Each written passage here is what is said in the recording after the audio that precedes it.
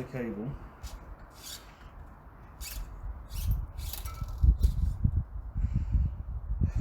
Here's a knot that needs loosening. It's usually either a 9mm spanner or it's a number 5 Allen key.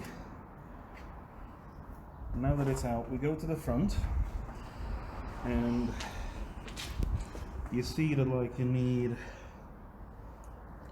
to, well, in your case, 1 screw removed. Hold up. The screws are very tiny, so you have to be careful not to lose them. And it's really hard to replace as well, because not every store keeps them in stock. Because I never throw a screw away. Never. No. Back home I used to have a bucket full of them.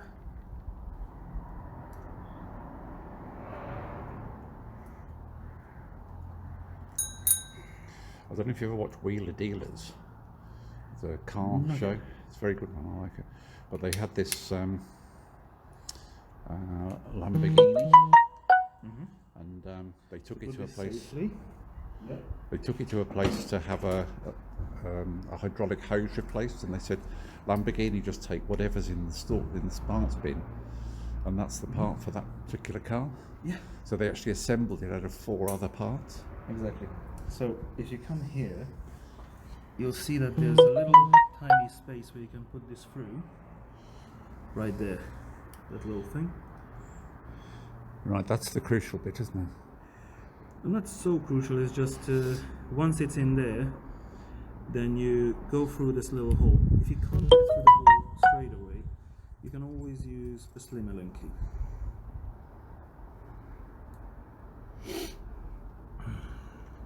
To like to guide it. So just think of everything at the Yeah. side. So it goes through there.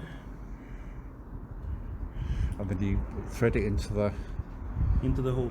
the Obviously carrier. this thing comes out, so if you want it to be easier for you, you can always just go bit by bit. But if you have a good enough system... And you're not greasing it all WD-14 before it goes Nope. in? So if you have putting a new cable with a relatively new outer cable, what's going to happen is that they still got Teflon on them, so they're going to still move, or just stainless steel on stainless steel, they move freely. So the inner cable comes with Teflon. Yeah. So most of them are either completely stainless steel or they're Teflon stainless steel. That's the 2 versions. Because if you put any kind of lubricant, oil or grease, it'll start attracting dust. It'll start to cram up the whole thing. Plus, if it dries up the grease, but the dust stays there, it'll start dragging in water. And even if it's stainless steel, the dust will rub away at the surface of it, and the rest of it will start to rust. So it's either or you're messing your things up. So these things normally can be latched in. And you go through, just thread it through everything. So these ones are pretty self-explanatory. If you're not doing the back one, you're doing instead the front one, this here. Yeah. There's 2 ways of doing this. It's either you're upper pulling or from the bottom. So it'll go from here, go at the bottom, and the cable will come up here, and you can do it from there. It depends on like which one you have. Some of them are actually made, you can put it from above, from the side, from the top. They designed it in a way that you can thread it through multiple ways. Are all cables the same? Are brake cables the same No. as this cable? No. Nope. So you have it has to be specific to.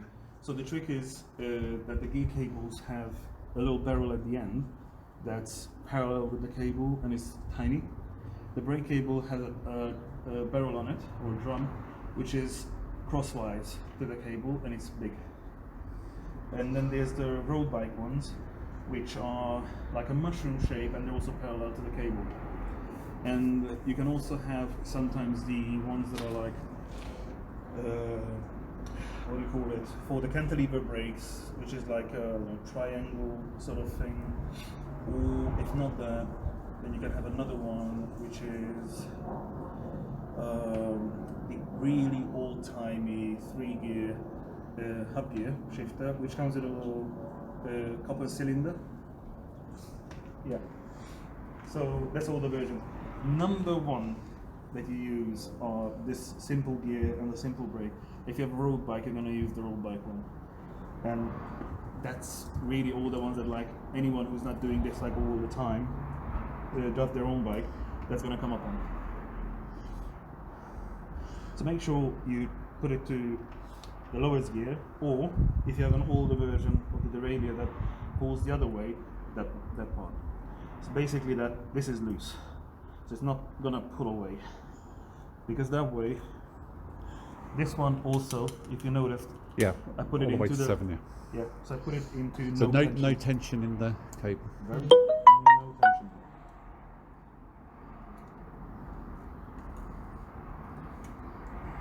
Then you hold the whole derailleur, because these can bend easily or deform, and just a little deformity can be very annoying for the system, because then it won't land in the right place. Now, don't cut anything just now. Just hoop it around for yourself, so it doesn't get caught up on the pedal or anything. This is where you test it. Yes. So I'm gonna stand on this side. So on one hand, start pedaling. You don't hear any ticking, it's fine. Then you shift one, nothing. Shift another one, nothing. So then it means, see? Mm-hmm. They still can be tightened up. When you're putting in a new cable, it's quite rare that it will go into place right away. By the book, on a new bike, everything, yes it should, it never does.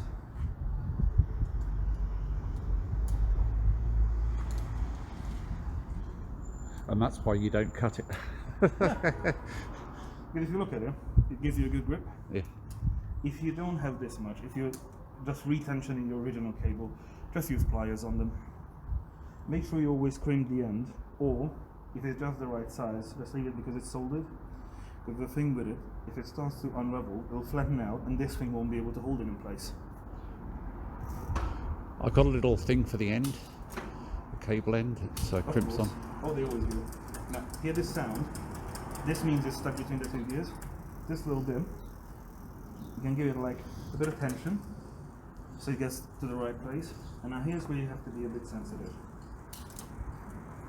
Go up one by one. When you go to the top and the bottom, always be careful, because if these limiters aren't in the right place, it'll throw it into the spokes. So now, if you look at it, it can still move, and if you notice, your wheel gets right into the spokes. Pick up your screwdriver again. You come to these things. Normally they're marked as L and H, so low and high. And if you look at it, it's almost hitting it. So what you're going to do is you're going to rotate it in, just ever so slightly, so it can't move anymore, any further. Now the trick is with this one, you test it. You see it's not coming down, so that means you roll this tighter again. Okay, now put it back up. Down, up. No noise, doesn't get stuck. Like a train, like a Swiss watch, whatever. Yeah, so it's not switching that easy, so I put a little bit more. Main thing is this one increases the length of the outer cable, so naturally it shortens the cable, so it moves the whole system. So you only put a little bit of tension on it, and you loosen it a little bit, so you actually see what it's doing. Now, don't go too crazy on the first go, see? Because as you're moving it, look at this, and we're loose again. Right. On this case, I don't say tighten it again here, because what's going to happen is this cable is going to keep on getting loose for a bit. For the next week or two, depending on usage. If you go on a big tour, it's not gonna, because it's going to loosen up in 2-3 days. Depends on mileage really. So for now, leave it like that, because in 2 weeks' time, we will just simply retension the cable. Before tensioning, of course, start with all of these adjusters on either side, make them be at the 0 point.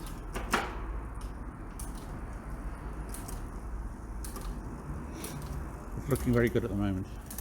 Yeah, looks very sexy. Yeah. See, now we can get it a little bit back. A little bit more.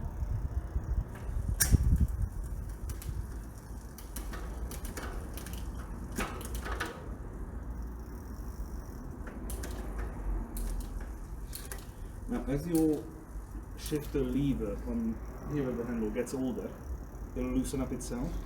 So sometimes it's not enough to just give it just the click, like the brand new ones. Sometimes you have to push it a little bit further. But that comes in, it's aging. That's usually a sign that, like, you know, now it's ripe for changing. So these things are pretty much a thing you change every year, aren't they? No. No? If you're like a really professional and you use it massively during your races or your events, then you can change it per event if you want, or per every few events. If you're like semi-professional, then you change it as it wears out. Because giving it a time limit, say you broke your foot at the beginning of summer, that year you're hardly going to use it, because you'll be over summer by the time you get back. You have to train back, it's going to be winter, you're going to hardly use it. Giving it a time limit is silly. We say a 6 to 8 week repair on new bikes, a 6 to 8 week service, when we reset everything, because it's roughly the time that an average user sort of uses it enough that the chain and the cable stretch out. But it doesn't always happen, because something comes up to the person, they buy the bike, they have it assembled, and they can't use it. So we say, if you want to buy a new bike, because you want to go London to Paris or something, or London to Edinburgh, first you have to train the bike in, so it's ready for that. A bike fresh off the shelf is never ready for a big tour, never. And if somebody at the store says, oh, that's bollocks, you can use it straight away, never. Never happened, never did. Well, you can if you've got a mechanic in the van behind it. Yeah, exactly. There you go.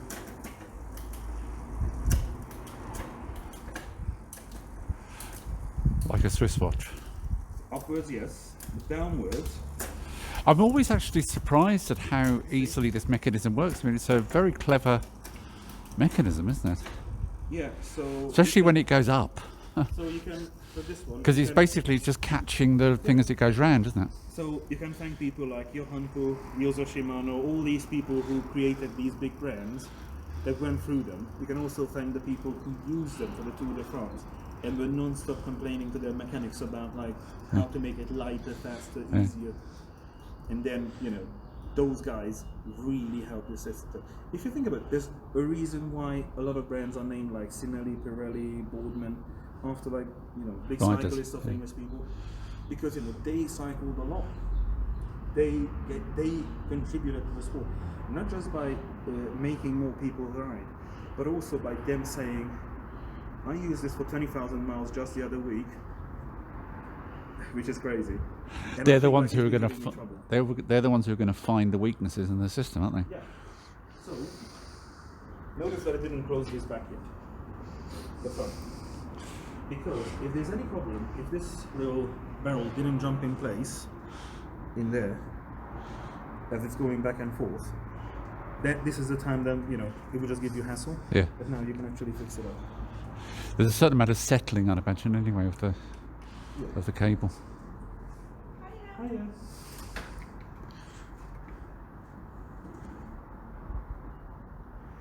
So, as I said, if you have like really old outer cables or really old inner cable, really old cables, and they picked up a lot of muck or something, so if you look at your cables here, see that the middle one wasn't Yeah. that good of a quality, so like it started rusting. Yeah.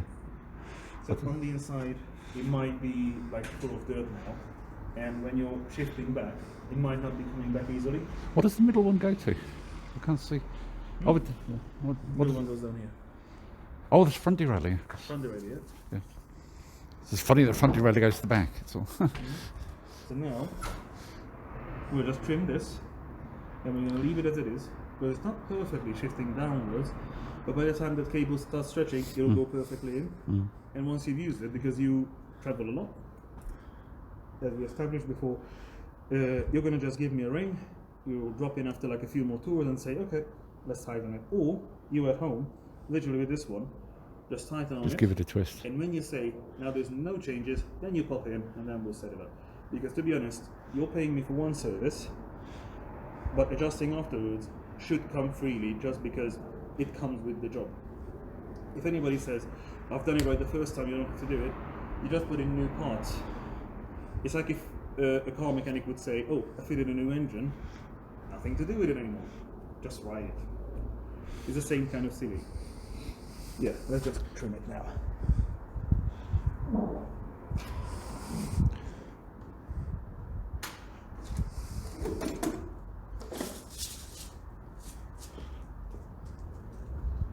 So you leave yourself about this much.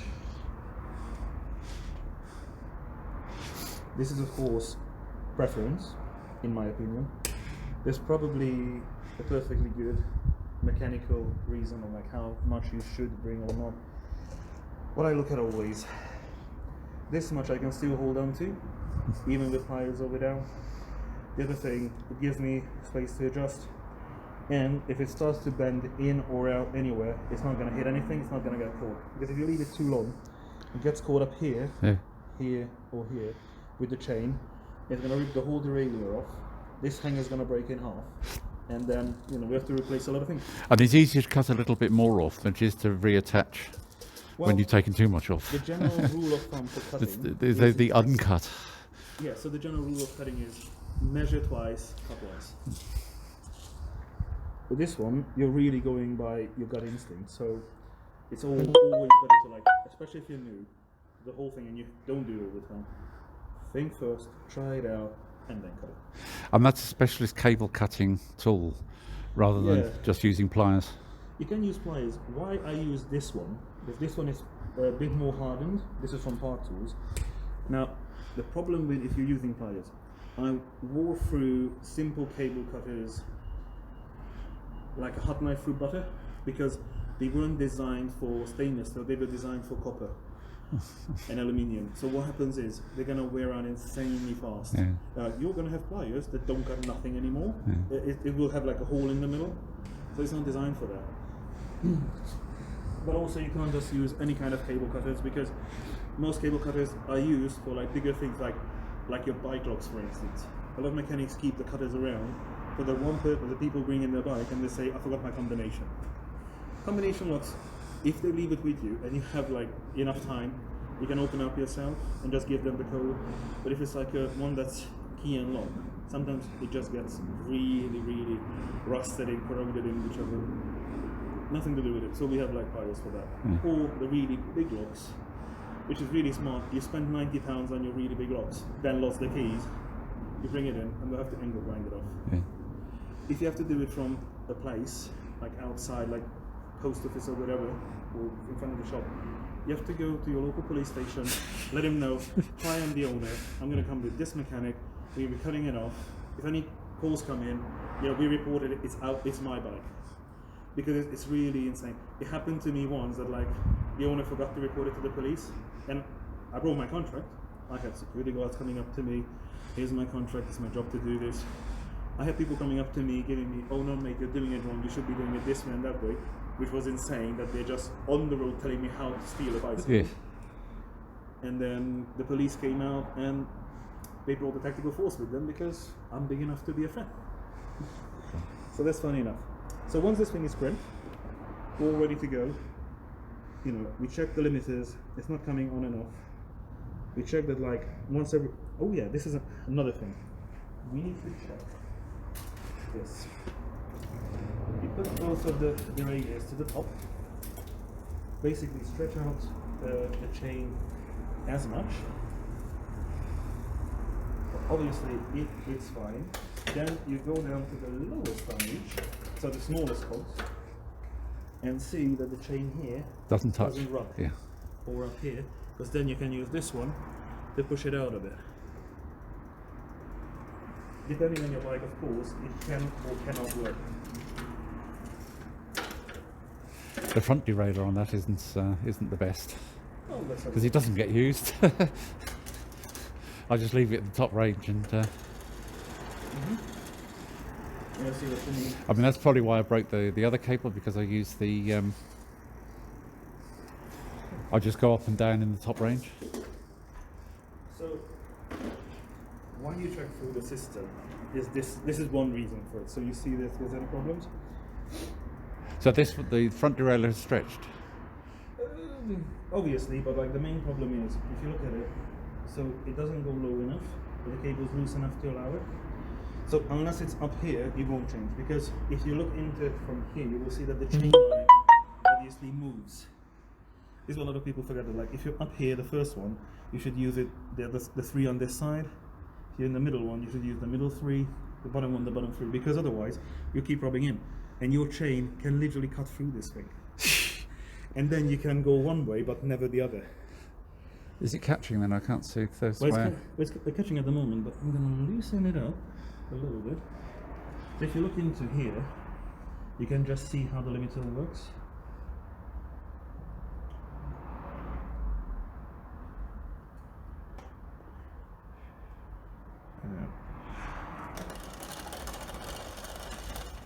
There you go. So we go one up.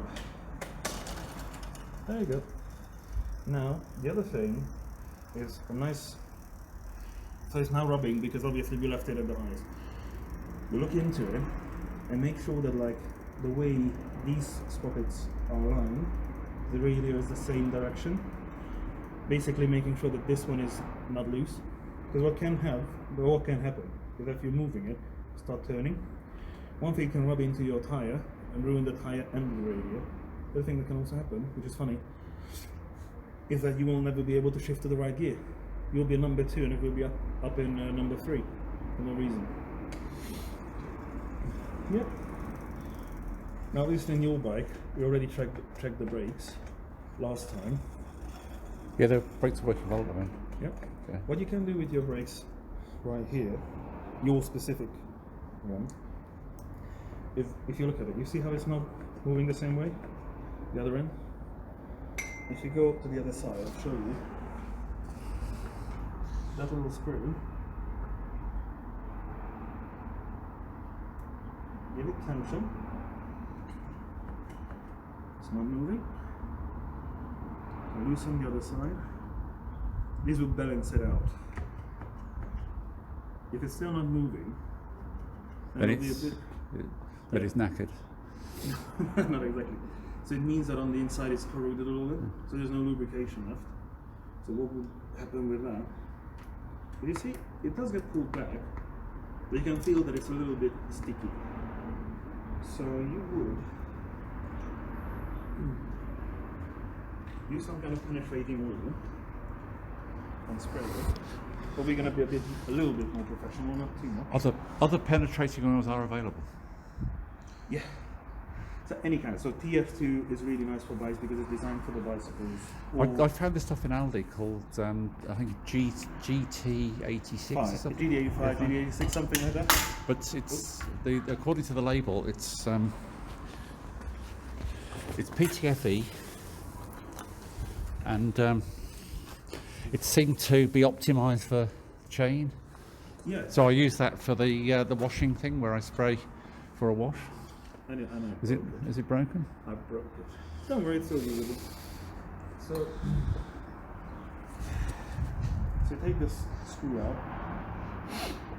So GT85, yeah, it's mainly for chain, but you know, if that's what you have, then you can use it. Well, it was very cheap. It was cheaper than WD-40, but I spray it on the cogs The before. main important thing if you're oiling anything here, or well, this is normally you should be greasing it, but a bit of touch of oil doesn't hurt it. This part that shouldn't get oiled up, and the pad shouldn't get oiled up. Pull it off, and you can tell that it's all bits and pieces. You can put this one up to the highest.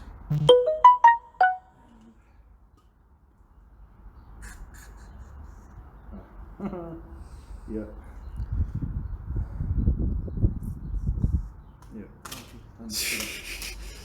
Don't. There you go. Just a little bit. Of course, this will only happen if you're videoing the thing. No other time. Yeah, but it just shows how authentic the video is. Yes, indeed. Because real people watching this will experience these real world problems. Yeah, because if I would do this not on a stream, if I would record it, I could just cut the video, do it again properly. Yeah. But then again, that's why the whole channel is called the Renegade Mechanic, because I do everything differently. So you put the screw back in. You don't have to crazy tighten it, because sometimes if they didn't measure out properly, just 0.5 millimeter, the screw can actually tighten the lever. Clamp it, yeah. Clamp it down. You loosen this one up, because if you notice, you can't move it past.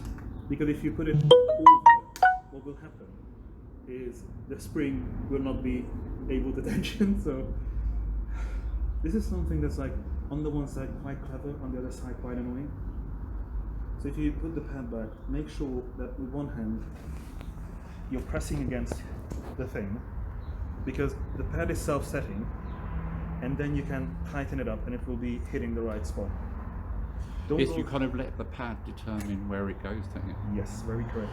The other thing is make sure you don't go all the way up, because it's really nice to go like, oh yeah, let's go straight there. Problem is, the moment it starts to wear, the top bit of the pad will start to rub against the tire, and that just causes more problems. Ideally, in the best of situations, it'll work perfectly like that, but not always. So, we'll go to the front, and let's see if what we've done works.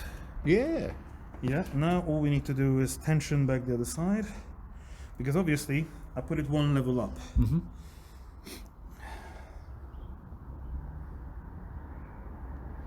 Oh yeah, if you have the spring sticking out here, there's sometimes it's elongated, so it goes up all the way up.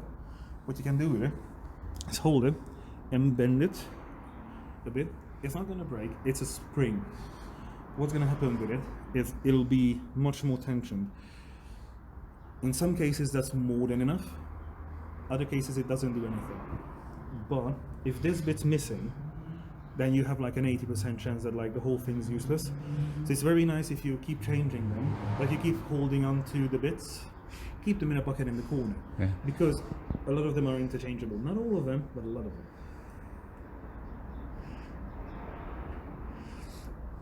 Put some nice tension, a bit more. See how it started moving? That's going to be it. Let's see if it's rubbing. And there's no noise. We're going to go into wheel truing next time, because yours has only a little bit of it. So we're not going to go crazy. And plus, it's a brand new wheel, so like we're still riding it in. The front one, as you can see, works perfectly. Both sides on, brakes well. If something works, don't ruin it. Yes. So if And you the front do- one does all the work, Yeah. basically, doesn't it? For you.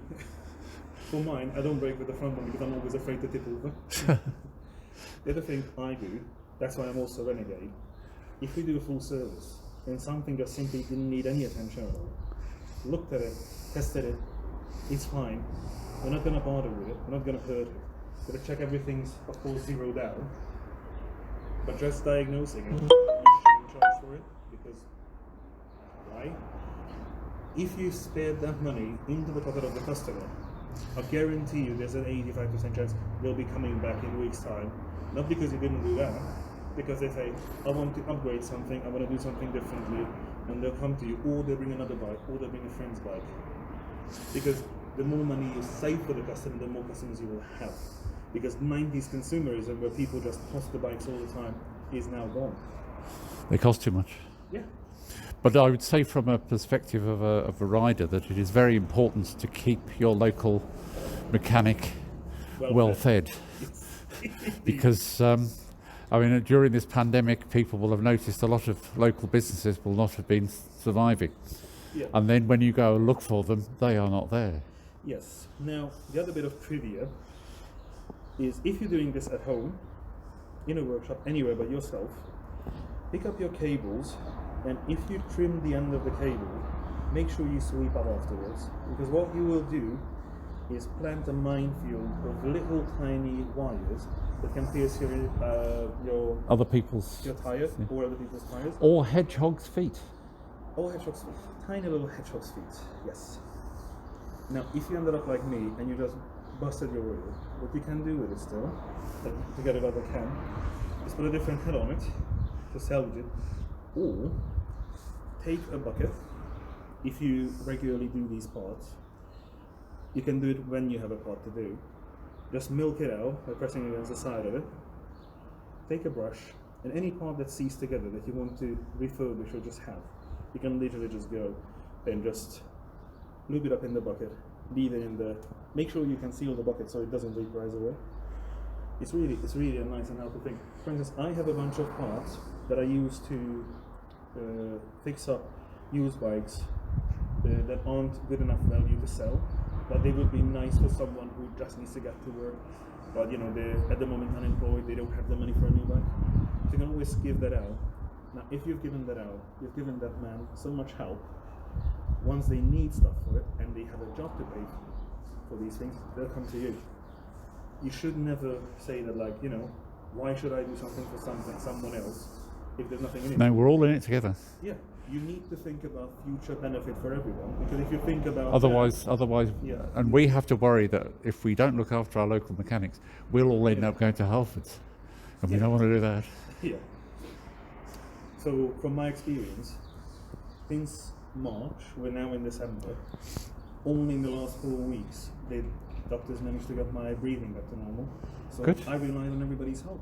So if people want to help me, I wouldn't be here. So it's only decent that, like, I return the favour. But I mean, you know, we need to cultivate local businesses, or Yes, or we else do. we lose them. If you don't support your local businesses, any kind of businesses, you're not getting anywhere. Yeah. But then we all have to get in our cars and drive halfway Yeah. across the country to get anything because we've ruined our local because business. Yeah, because if you think about it, right now we go on, like, we're in Hatfield.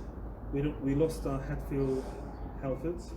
I think we have got a Bavarian one we lost, and now there's only one in St Albans. So anyone who had, like, the servicing deals with them, which are great, they're cheap and they do a lot of things, now have to put the bike in a car and travel. Yeah.